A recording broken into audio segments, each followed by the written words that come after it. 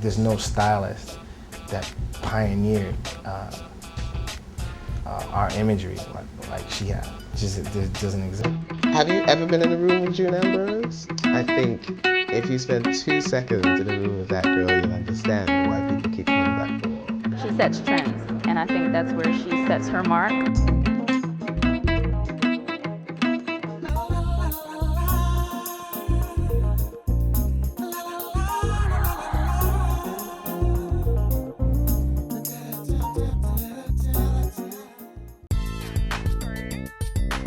I think June Ambrose really became a force to be reckoned with when she first came onto the scene, when hip-hop was exploding in the early 90s. We all kind of come from the same era, the beginning of rap music videos. She was one of the main architects of urban glam. She was putting together something that people had never seen before and really caused people to sit up and take notice. She was able to take the street and 7th Avenue and make it fabulous. At the time, there were no celebrity fashion styles. So we weren't considered celebrities. So I think my first big break was when I got a group called High Five. But this was like Jive Records, their priority performance artists. I had really no point of reference. I didn't work at a department store prior to becoming a stylist. I didn't intern with anyone. My point of reference was old films, books. I read every book on costume design. I hung around the library. I talked to directors a lot about film and how things transfer and what would motivate the camera. You can tell her breadth of knowledge about style and fashion and when to turn it on, when to turn it down. She's able to really assess a person's vibe, their whole look, their talent, and their swagger, and figure out how to put together a look that really personifies who that person is. We were going to be the pioneers of this new aesthetic because we cared so much about the music and the artists. We were going to give them the kind of big rock star feel. It was like us, hand sewing clothes, coming up with like weird textured materials and all the puff shiny suits and things like that. And went out on a limb and literally would get Puff to wear Versace. She really has to take responsibility for a lot of who these people are, image-wise, not their music or their creativity, just their image. I have been so fortunate and blessed to have worked with some really amazing celebrities. Mary J. Blige, Jay-Z, Mariah Carey, Missy Elliott, R. Kelly, Backstreet Boys, Ashanti, Maya, Nas, Alicia Keys, Busta Rhymes, Puffy. Oh my God, we love Puffy. How can I forget about Puffy? 112. I've done the whole bad boy family. And the reason why they're so loyal to her is because of that need to feel that magic that she knows how to do. Working with celebrities and the clients that I work with, it is most of the time where, when, and why. Most of them are in constant mood shifts because of their lifestyle. Having to be on, having to be off. I'm an artist right now, I'm a mother right now, I'm a wife right now. The pressure that these celebrities have to be on all the time really falls on me most of the time, having to walk into a room and say, what mood are they in? Before she gets into style and appeal of what a visual is to be, she gets into the soul and she becomes your friend. You can't really just say her talent lies in how she makes them feel when she dresses them. It's how she makes them feel, period. Before I even approach what we're putting on today, I'm like, how are you doing? The how do you feel sometimes blows them away, like, wow, you care? It must be a joy to walk on set and know that your wardrobe is being handled by June. She's funny and animated, but she's also very frank.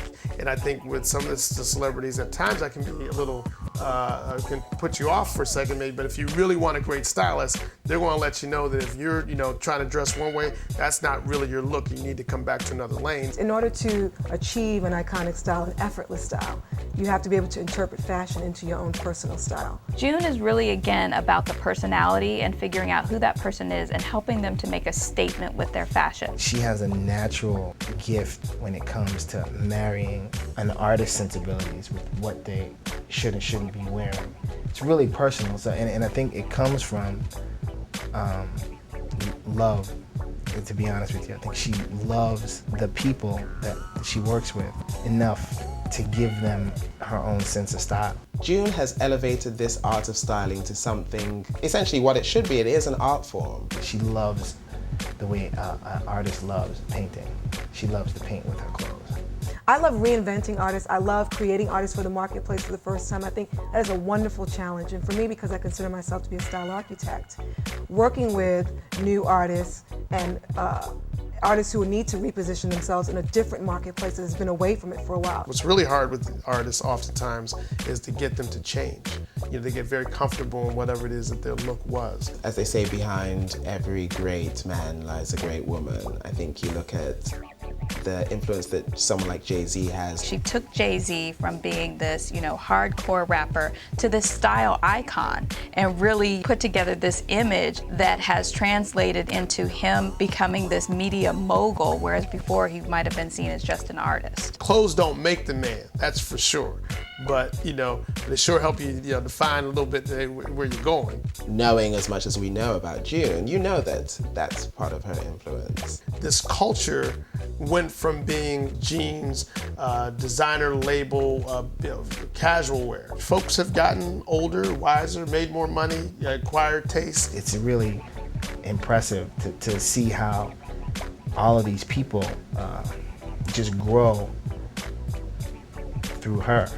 Things that we sometimes aren't exactly aware of or exposed to, she brings to light, and you see all the younger kids following, so, she's a trendsetter. It's my appetite, it's what I love. That's what turns me on.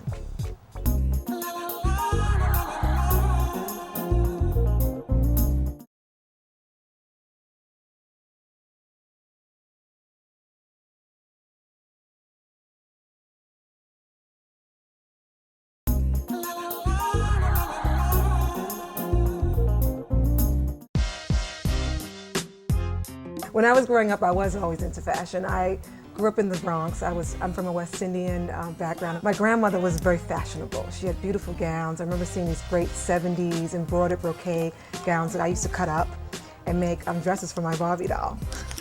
And my mom would always have to pay her back. So at her expense, I was able to create at a very young age. My mom, she's like anti-fashion. I fight with her to this day. She's 69 years old, and I'm like, always like, okay, Mom, I have a book out. I'm a fashion stylist. But she gets it. She used to actually own a store back in the island. So she was always traveling back and forth to St. Croix and to Puerto Rico to buy things for her store. So she was inspired by fashion. She was a buyer, and she used to work at a department store as well. So I would come to work after school and meet her and see her and work with her sometimes, help customers out. So in essence, I was actually around fashion at a very young age. My mom raised a son around, and we didn't have a whole lot of disposable income, but I always felt like I was very rich and had everything that I ever needed. I never felt like I wanted anything. I have a 2-year-old and a 5-year-old. My son is 5, Chance, and Summer is 2. Every time I see June, she manages to find a way to pull out pictures of her kids. She's super, super proud of them, as she should. And I'm super proud of the fact that she's able to juggle motherhood and the demands of such an intense career. Her greatest accomplishment for me, while she's designed many dresses and dressed all the luminary stars, is her 2 children. In this day and age, in the business that she's in, where she's styling, top celebrities, big-time executives, the reality is that you're on call all the time. I don't remember having maternity leave. I remember coming home with my son and being in a trailer doing a music video for Missy Elliott. 2 weeks later, nursing. And then when I brought Summer home, Adidas wanted the deadline the day. I was in a L'Oreal campaign the day I delivered, and I remember Jay-Z calling me and saying, I need you to do this in-style cover with me, and I know you just gave birth 3 days ago, but pump and let's go, baby. But I always use them as a point of reference that they are truly my light at the end of the tunnel. And at the end of the day, I know I have to stop and cut off. She is able to make sure that she has that downtime or that time for her family. The kids are being brought up in this industry where they probably will never ask for an autograph. Because to them, it's like, unless it's on a check, it doesn't matter. They're so much a part of the process that when I was in London one time, my son called me. I was in London with Mariah, and he called me and says, Mom, I had a dream. I saw you in my eyes far, far away. He says, but I knew that you were working, and he said, I'm so proud of you. I was a wreck. I got on a plane. I was like, I'm out. June is a wife, a mother of 2 small children. She's running this business in an incredibly competitive industry. But I think that the way she's able to do this so well is that she's so passionate about what she does. I'm glad I did it, and I enjoy waking up at 6 a.m. in the morning, making breakfast and sometimes having to make dinner, and working out and getting on the phone with Milan or Italy right after I get them out for school. This is fun for me. I first met June, it was probably back in 1993, 94 when we launched Vibe. But what's really great is over the years you become friends. And so we find ourselves now when we're meeting and we see each other, certainly the business conversation might happen, but then it turns into about the kids and the husband and play dates and things like that. June has been like my sister for many years. Like, I trust her. She just gives to the point where she breaks. Like, she doesn't know how to do half and half. She's always on time with her friendship. I absolutely love June. I love the heart that she has. With the Mode Squad, she has taken so many stylists who are out there now under her wing and mentored them and essentially given them a home and a start. Having her kind of believe in me and monitoring the work I was doing at the time and putting in a good word, I'm sure, here and there to my bosses. I guess this is in no part why I guess I'm sitting here as the fashion director.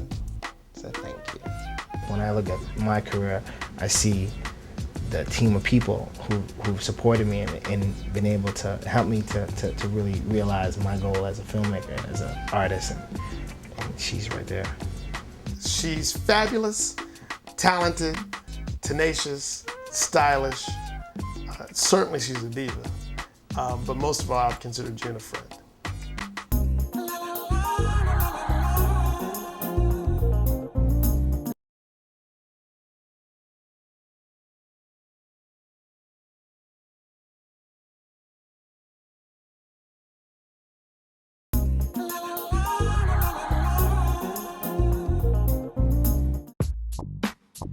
There was this publicist friend of mine by the name of Angela Elvey, and he was the first person to tell me, girl, if you can't figure it out, you just wear all black. Or if you're in a rush, just put on all black. Like today, I'm in a rush. He was the first one to say to me, you gotta always have options, and you gotta always use yourself as a point of reference. When I first met June, I think I was in the Bronx and I was at a studio. She told me what she was aspiring to do and she knew what I was doing, and we became friends, and I began to teach her and to educate her and hopefully stimulate her and motivate her to an awareness of fashion and fashion marrying into music. And it really helped me to understand the concept of where I was going to mold and transfer my career from this freelance, happy-go-lightly kind of person into like this executive stylist, this image builder. I knew at that point that it was about branding. So I formed my company, the Mod Squad, and I knew that I had to approach acquiring new clients and styling in a very different light. I took it as building an empire, not just I'm gonna run around. I thought about medical benefits, I thought about my retirement, I've got a business manager, I thought about owning things. It wasn't just, let me make a lot of money right now and run off and shop for myself, but it was about planning for my future and knowing that I don't know where my next check is coming from. I had to create my next check. I had to create my next. I'm living in my next right now. I think giving back is so important. I used to be part of this organization called the 331 Foundation. There were 331 kids one year in DC whose parents were victims of homicide, and they were basically left parentless. And we would go down for the holidays, and I would dress up as an elf. I just remember the feeling of the glimmer in their eye and the look on their face. And then, when I have college kids that call me, any groups that I can speak to about how to get into the industry, how to get involved, I think it's so important, because when I was growing up, there weren't a whole lot of point of references and mentoring being handed out. You had to really figure it out yourself and have a really strong head on your shoulders. And I think that's really difficult now with it being such a competitive industry. Things are so glamorized that they can really get it twisted and get confused as of what it really is about, because it's so beautiful looking from the outside. So I always like to give them, both sides of, the spectrum. I've been hearing about the Thurgood Marshall Scholarship Fund for quite some years now, and actually the marketing person that works with the company used to work at a clothing marketing company and reached out to me regarding being a keynote speaker. The Thurgood Marshall Scholarship Fund is America's oldest non-for-profit organization working to support 47 public historically black colleges and more than 228,000 students attending them. And these are college students, so it's very difficult to get their attention. You've got to have someone that they're going to respect, that's going to have the credibility, and who else better but June Ambrose. This is my first time hearing about the Dress for Success program. I'm really excited to know about it because I think it's a great marriage between me wanting to be one of the pioneers of pushing out, putting out. Look is very important. We were learning that a number of our students were going into internships not understanding how to dress in a corporate workplace, not understanding the culture of the different work environments and what was dress appropriate. I think it's even more important for the black youths to have a certain wardrobe, a certain sense of armor and costume. I think that it really speaks in volumes when we can achieve a look that looks as if we have a major disposable income and that we are a part of a very established society that is polished and educated. It's about perception. It's all visual. We're in a visual society. What she spoke about during her presentation is information that can make the difference as to whether the student will be successful or not. I just want people to know that how blessed I feel and how privileged I feel and how humbled I am from them even giving me the opportunity to even share with them. That's a humbling experience for me because I still feel so not worthy of it sometimes. But whatever I have, I'll give because it is what I'm designed to do.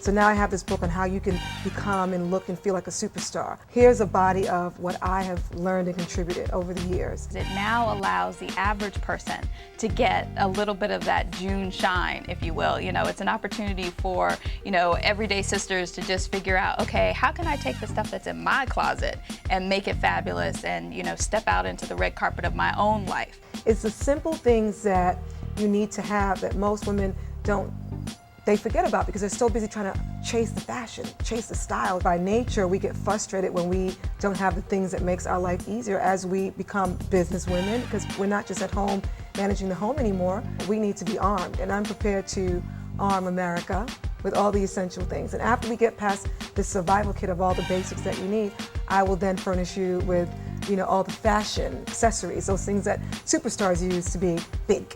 Glasses, hats, gloves, the magic, and how you can turn your personality into an accessory.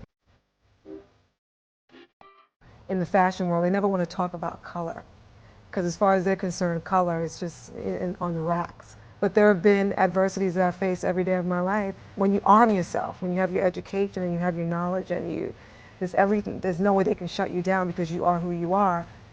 That's power. But before you've acquired that power, it's a painful process because when you walk into a showroom and you speak to someone on the phone and they don't know you're black, the response that you get is so much different from when they meet you in person. And the initial reaction is very shocking because you almost forget that you have a color. I'd rather focus on being the best talent that I could be so that when I walk into a room, that's all they focus on. That's my journey. I'm still on it. I still face it every day. No one told her that she was not. She told everyone that she would be and accomplished it.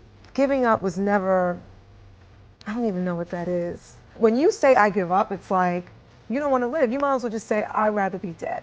If you're saying, I render myself for this moment and say, this is just a moment, I'm going to put it down for now, revisit it another time when it's a better situation. I approach it that way, but never give up. No. When I did Oprah years ago, I said to her, it's about marketing, sales, and promotion. And I remember her saying to me, when you are 40 years old, I'm 35 now, that's when you'll come into, really when you'll come into your life, into your success. And so far, her timeline has been quite right on. She was destined to be a diva. Destined. She always had that extra flair. It's not only the clothes, but it's just the personality. And if you have June's personality, you'll always be stylish. June seems to have a fashion IV, like there's a transfusion continuously coming from the higher power. I think she chose to be supermom and superwoman and super stylist and super business and super everything. Her imprint on American fashion, on the music industry is unparalleled. June Ambrose is one of the building blocks, essentially, of this fashion styling business. I think before it had a name or June was doing it. As Vibe has sort of chronicled the culture through all those years, looking through the prism of music, I think June has done that with style and fashion. I've contributed what I've contributed to the music in terms of cultivating a genre of music and marrying music and fashion. I was so proud to be part of that process. How does it get any realer? 17 years she's been involved. That's hardcore. That's like, who else has that track record? These artists have remained relevant. You know, June has remained relevant within their lives and their style. It's a testament to this culture, the culture that we write about at Vibe, that the young adult kids, that most of the world listens to in urban music, remains relevant. The place where it is now versus where it started, June had a say in that. And Jay can explain that very easily to you. Like, she just doesn't dress him. You know, she really helped shape a generation through him. She has helped form our perception of what we know as fashion styling and isn't content to just rest on her laurels. She continues to chart new boundaries and cover new territory, and I do believe that still the best is yet to come. I think that wherever she lays her hand, whatever she wants to do, she's going to claim her victory. She's going to win every battle. I'm always changing. I'm always looking to reinvent and recreate myself for the next.